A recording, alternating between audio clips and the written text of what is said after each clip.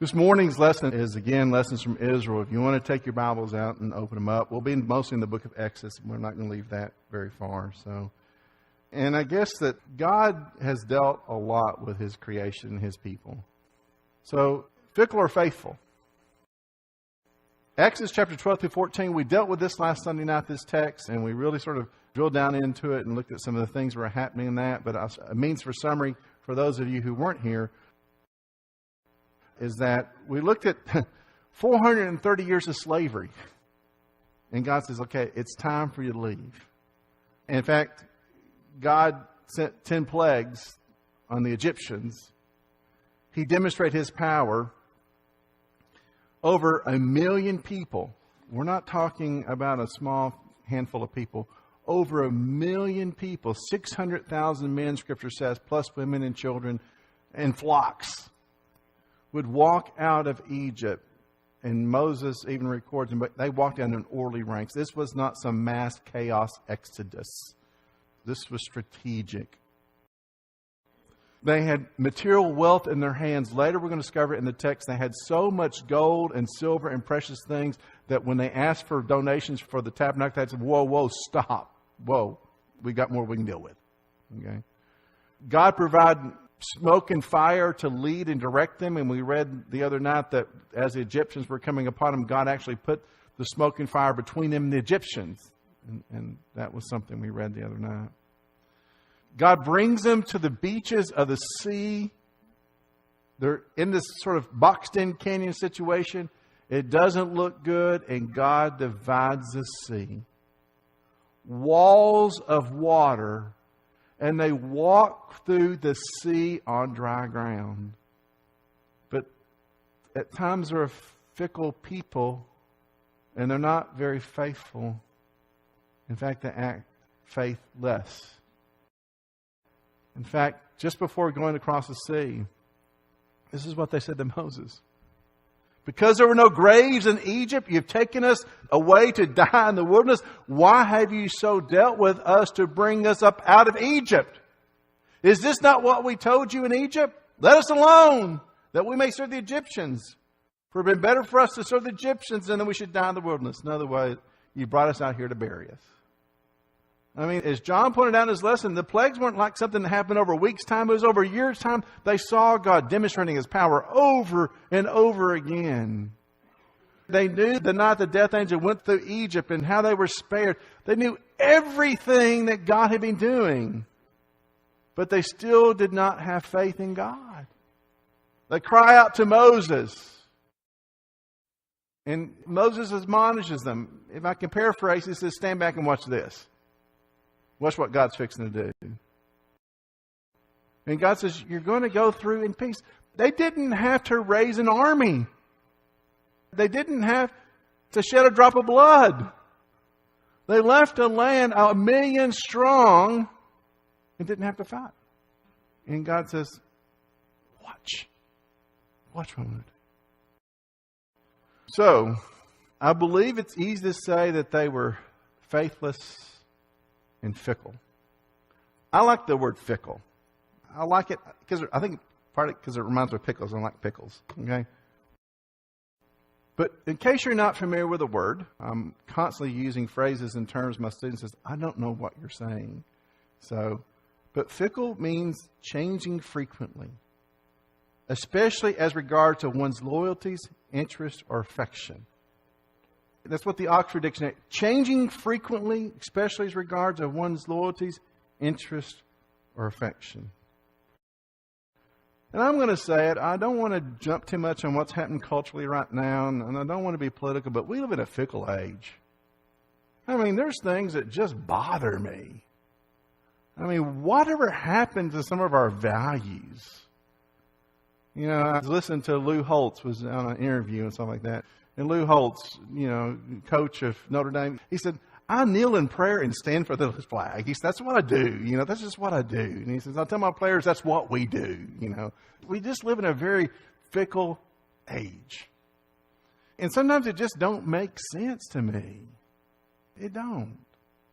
I mean, how many of you like pizza?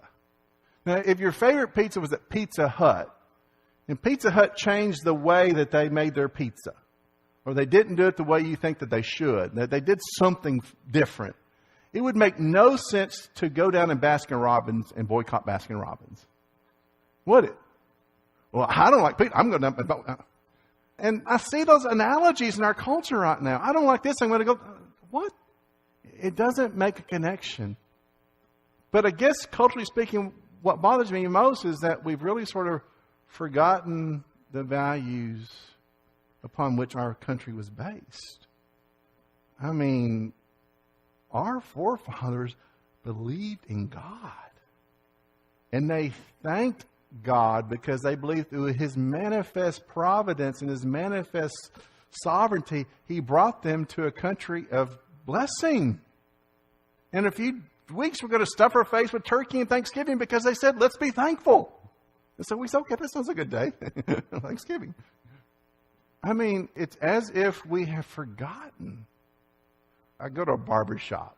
I know that some men go to salons and places like that, but I like a barber shop, okay? You know, I'm not judging. I'm just saying like a barber shop.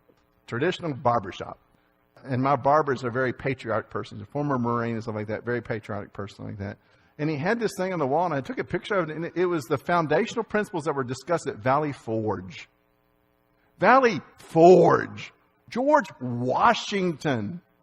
Valley Forge. And more or less saying, we can't do any of this without God. And we live in a culture that seems to have forgotten that. Really seems to have forgotten that. So we live in a fickle age. And we see this. And this is almost what we see with the children of Israel. So how does the children of Israel act when God leads them to the sea and on dry land? How many of you remember the song Battle of New Orleans?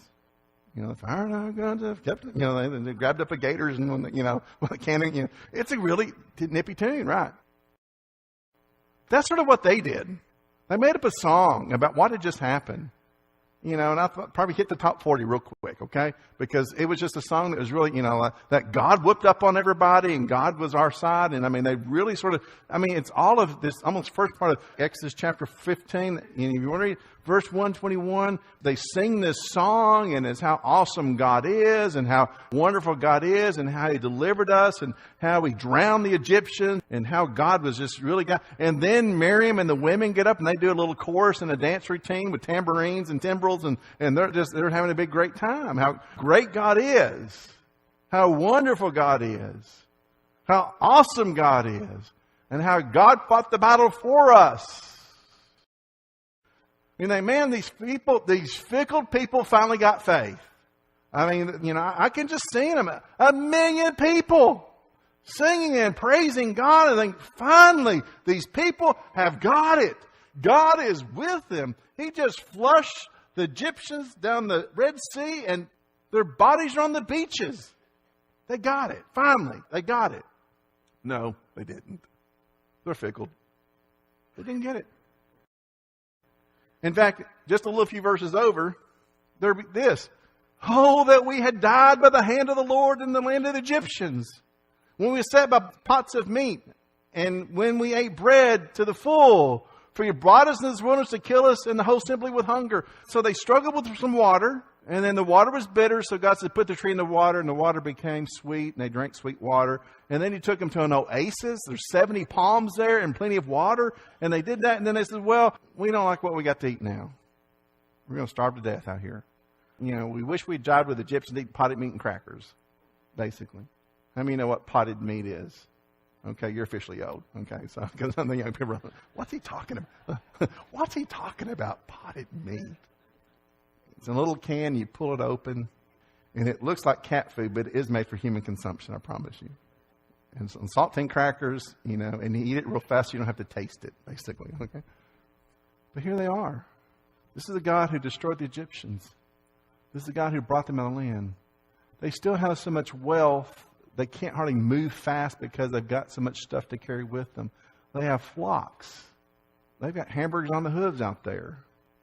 And they're saying, we're going to starve to death here. Why did you do this to us? I asked in Bible study class this morning, how many of you ever traveled with kids on vacation? Taking a road trip with kids. And what does that do to your faith? What does that do to your grace? And that's the children of Israel. It's on a perpetual 40-year road trip saying, are we there yet? Are we there yet? I'm hungry. I'm thirsty. Really? That's what it's like. And if you were God, what would you do with these fickle, faithless followers who are full of complaints? Say that real fast. Fickle, faithless followers full of complaints. What would you do? But what did God do? God says, I've heard the complaints. Speak to them saying, at twilight you shall eat meat, in the morning shall have you filled with bread, and you shall know that I am the Lord your God. God, time after time, has to remind them, I am faithful. So you remember the story? They went to go to bed that evening, and a flock of quail came in. Now, have you ever eaten quail before? It's pretty good eating, okay? You fry it, and it tastes like chicken, right? That's what everything tastes like chicken, okay? But it's pretty good. But enough quail to feed 1 million people is a lot of quail. A lot of quail. Because I could eat probably 3 myself. And in the morning they get up, and the Bible describes it, and we don't eat coriander, but it's like a fine flour wafer type thing, and the ground's covered with it. No one had to get up and fix it. It was covered with it. And God says, okay, you're going to eat good, and I'm going to find you bread, so you know that I'm God. And so we see this. I mean, at Marah, where the water was bitter, he gives them sweet water. And he put a tree in the water, and the water would get sweet. And there's a lot of Christology in that. Think about the cross and what the cross has done to the water that we're baptized into. And then he takes in place of plenty water. Remember the water gushing from the rock. Now, we're not talking about a trickle. We're talking about enough water to sustain over 1 million people. Okay? It's a lot of water. And manna from heaven. But he didn't do this to buy their faithfulness. God's not in negotiating. But this was done to show his faithfulness. When we are faithless, God is faithful. When we are fickle, God is fickleless. God cannot be fickled by us. We sang a song this morning to start the lesson. We talked about Israel singing a song. Biblical scholars have really gotten into this over the past few years. I was introduced to it when I was in my master's program a few years ago, David Lipscomb. And I find it interesting now, and some of the modern translations have really begin reflecting this even. They begin choosing these, what they call hymn fragments. These were songs that were probably sung by our brothers and sisters in the first century. And now they're taking them out of the text and setting them off as verse. And New King James does this in 2 Timothy. And even one commentator by the name of Lightfoot believes that maybe even Paul wrote this one and stuff. But these were the hymns and hymn fragments, if you will, that the early church was singing. And Paul wrote this one down. And in fact, my Bible just treats it as verse, almost like you would see a psalm. He said, this is a faithful saying, for if we died with him, we shall also live with him. If we endure, we shall also reign with him. If we deny him, he also will deny us. If we are faithless, he remains faithful. He cannot deny himself. Paul says that God in his nature is faithful. We struggle. And God's faithfulness to his promise, God's faithful to his covenant, is not wavering. God will do what God said he would do. When he told Moses he would lead his people out, that's what God intended to do. And even though they were faithless and fickle, God says, okay, I'm going to provide for you. I'm going to do it anyways, but I'll show you time and time and time again. So, what is the lesson from Israel in this? Well, one is that God is faithful in spite of what we do. We spent quite a bit of time this morning talking in 1 Peter chapter 1, as Peter wrote about God's incorruptible, unfadable inheritance that he gives his people. That God has no interest in writing us out of the will. We write ourselves out. God has no interest in denying us. We deny ourselves access to God. Unfortunately, sometimes I think in church we give people the impression that God is a divine boogeyman waiting for you to mess up so he may jump down and scare you or reject you or condemn you.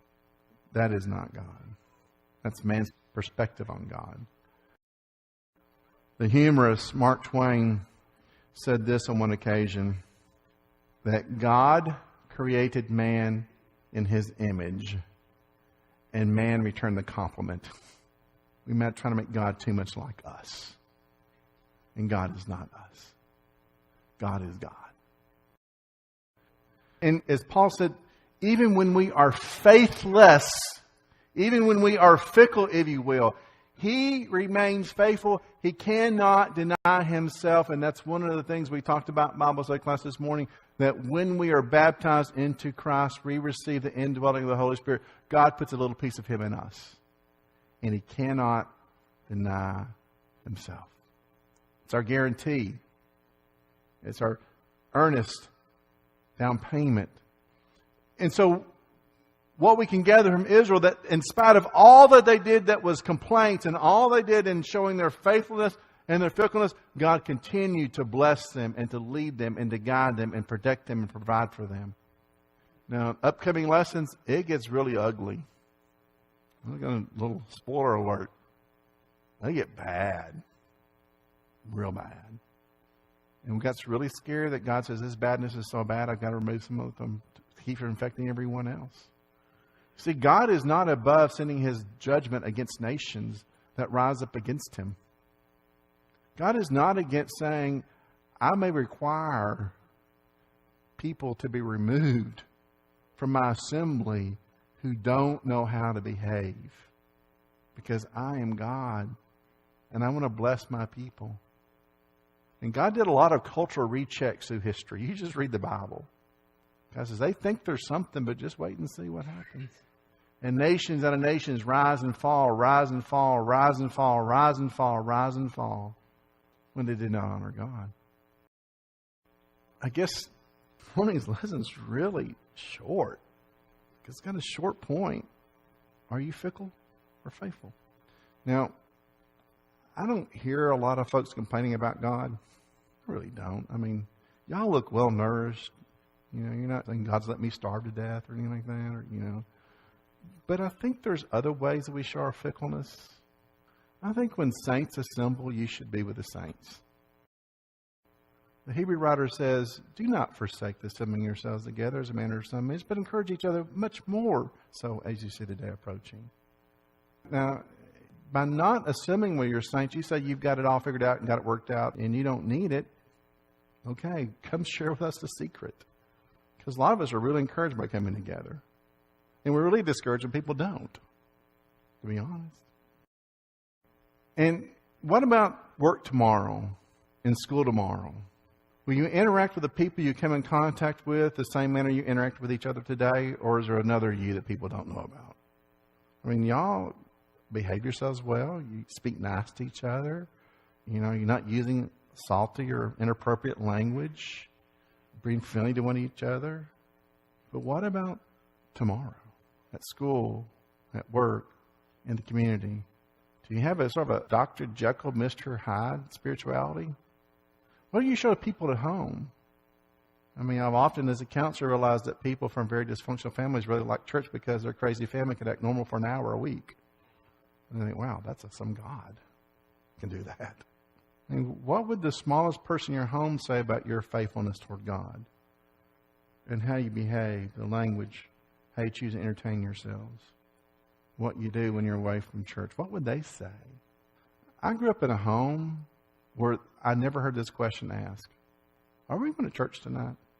Because the assumption is, even though it was very hard for my mom as a single mother, when it was time for church, she made sure we got to church. Even though sometimes she was home taking care of sick family, where she couldn't, she made sure we got there. There was no doubt that my mother was faithful. There was no doubt that she was not fickle. And sometimes I wonder why her kids see. You know, this is something that, I mean, it bothers those in the ministry. Ross and John and I, we talked about it. Where are young people on Sunday night? My question, where's the families on Sunday night? These are important things. Because if we're not real careful, we begin looking just like the culture around us. And people can't distinguish us. So what do the people around you see? We said that this morning, our memory verse, let the word of Christ dwell in you richly with all wisdom. What would the wisdom of Christ say to you about how you live your life? We said that. All of us said that in unison this morning. But what would the wisdom of Christ say to you about how you're living your life? Would he approve or disapprove? Does it fit consistent to what he says to his people? So I like what John does with these little prayers and the lessons, because I think it's something that we can take with us for the week. So this morning, I have a prayer for us. And this is a short prayer that we can say together, and then Brother Adam's going to lead us in an invitation song. If you this morning need to fix your fickleness and your faithlessness, we would like to be a part of that. But if you'll say this with me, and then we'll let Adam lead the song. Lord, help me to be faithful and not fickle. Let me have the mind of Christ so that I may be wise living in a fickle time.